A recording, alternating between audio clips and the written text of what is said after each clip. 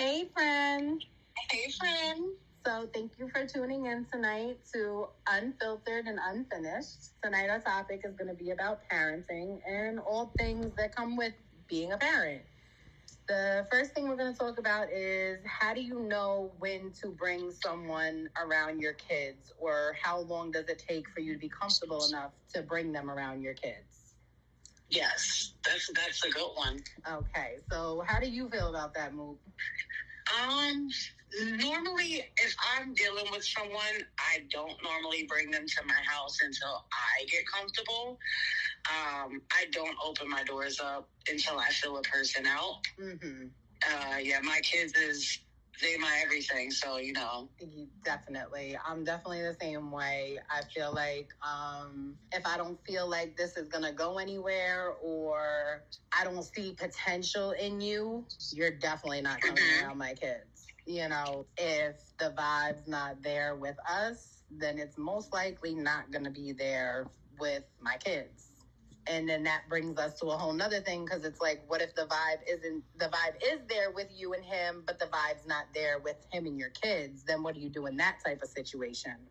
Me personally, I would definitely have to, I'm either cutting it off or I'm keeping him away from home. Yes. So because I don't want, yes. Okay.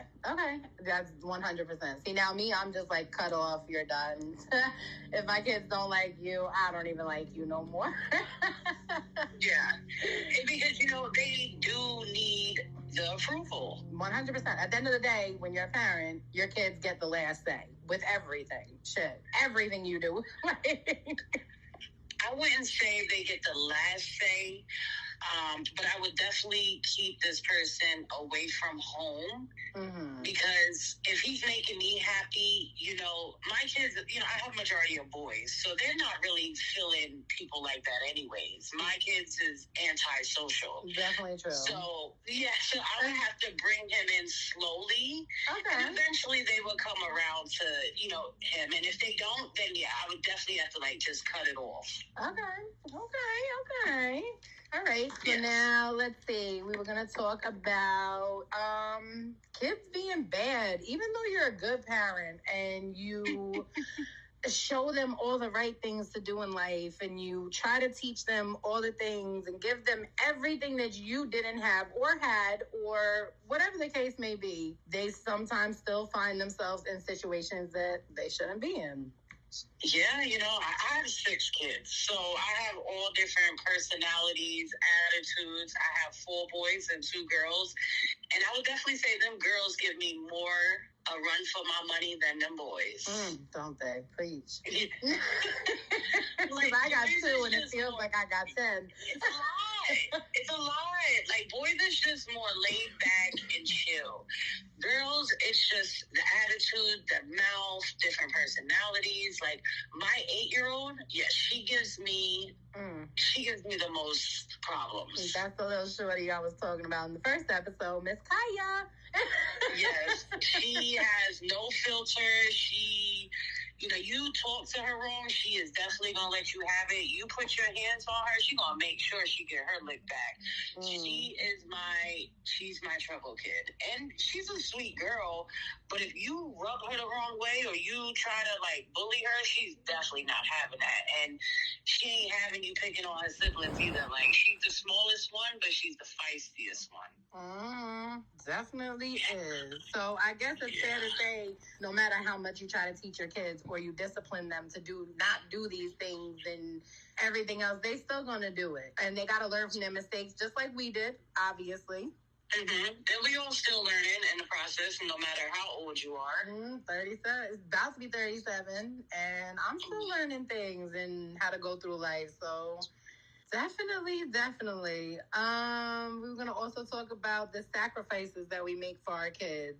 And I definitely feel like in my life I made a lot of sacrifices. I feel like my kids saved my life.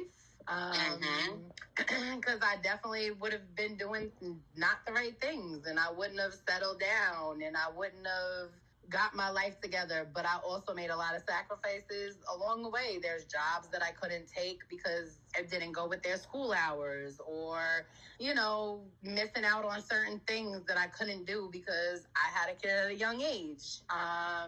It's just, that's what comes with the environment, but I wouldn't change it for the world. And I would always make as many sacrifices as I have to. You feel like you made any sacrifices, like as far as different things? Yeah, I mean, when I got pregnant with Amir, I was still in New York, and then I got pregnant with Jeremiah, and me leaving New York was like that was the biggest thing for me. I had to sit back and I was just like, I want a better life for my kids than what I had growing up. So moving to Arizona was that better life for them. And I don't regret the move at all, because I don't think I would be where I'm at today if I would have stayed in New York. I've been at my job for 7.5 years. I have my own vehicle. My kids wouldn't have these things if I was still in New York. And I hardly do believe that, because the crowds that I was hanging around, the things that I was doing, I was smoking hella weed back then, And now she don't even smoke the shit. I don't even smoke anymore. So it's like, I sacrificed my happiness for my kids, because being in New York, that was my happiness. I was around everybody that I loved, I grew up with, family members. Definitely a huge sacrifice to leave where you're used to, where you're comfortable, where you know everybody, to go somewhere that you only had your mom, and that's it. And it's hard. It's definitely hard. So I would definitely consider that a huge sacrifice on your part, but a worth it sacrifice. You definitely made yourself have a better life for you and your kids. And that's what matters at the end of the day. And that's why we make these sacrifices, I definitely agree. Only if they appreciated it, They don't. They really don't. They really don't. They look at me like I'm fucking crazy. Wells Fargo Bank. Shut up. Bank account. Like that's all they see, and it's crazy, but it's true. Yeah. They don't understand. I work 8 hours a day, 5 days a week, like. And then to go home, be a mom, and not to mention when you're a mom or a dad, I'm not going to say, because there is single fathers out there, so shout out to single fathers, that do their thing. Your mental has to be okay to be able to continue to take care of your kids. And even when we're having the worst days, we still have to put those smiles on our faces and get through the day and take care of our kids. So, that's a sacrifice, because sometimes I just want to lay in bed and cry.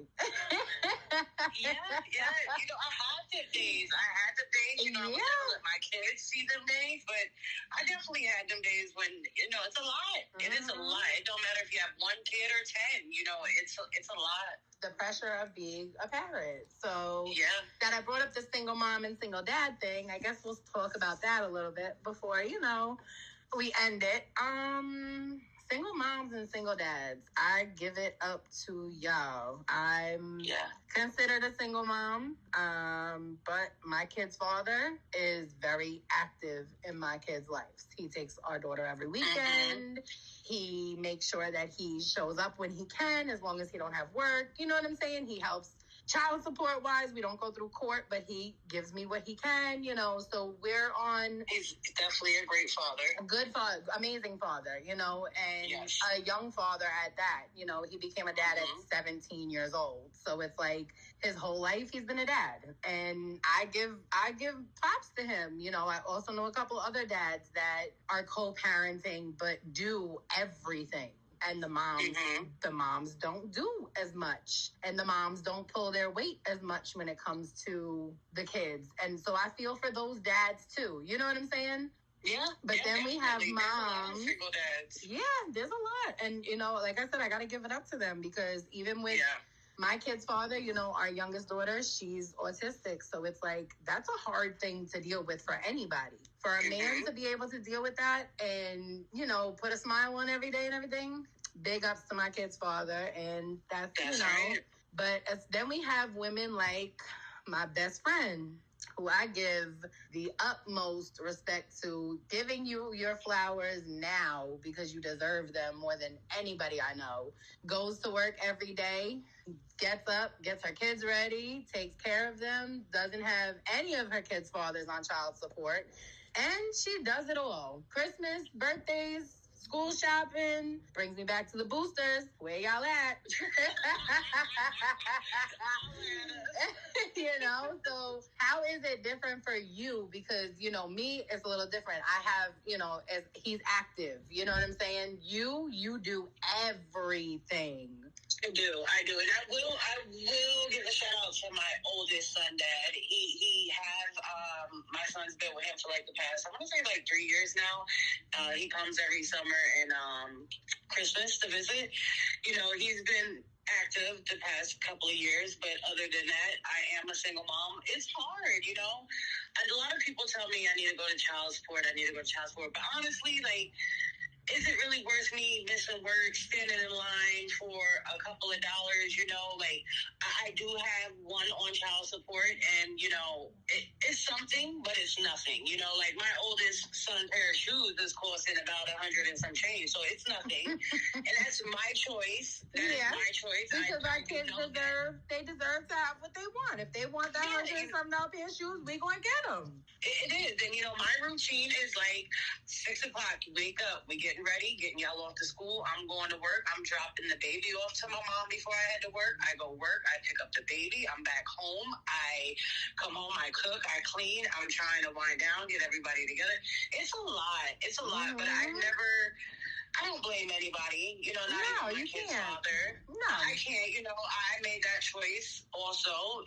So I'm dealing with it, I'm not a bitter baby mom. I don't dislike none of them besides one. And we know who that is. No names.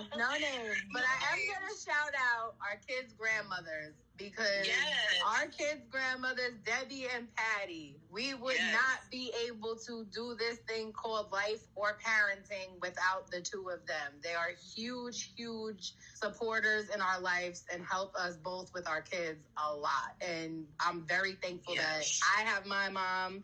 I know you're thankful for your mom, Yes. It is my rock. Yes, and it takes a village, as they say, It takes a lot of people to raise a child. And when you have that support from people, it definitely helps. It definitely helps. So that's parenting, and that's how we feel about it in a nutshell. Yes. Just a little of it all into one. Yes. So we would definitely like to hear how people feel about parenting and what they feel, if you guys agree with what we said. Like we said, we take all criticism, good and bad, and we hope that you guys enjoyed this episode, and we will see you guys next time. Bye.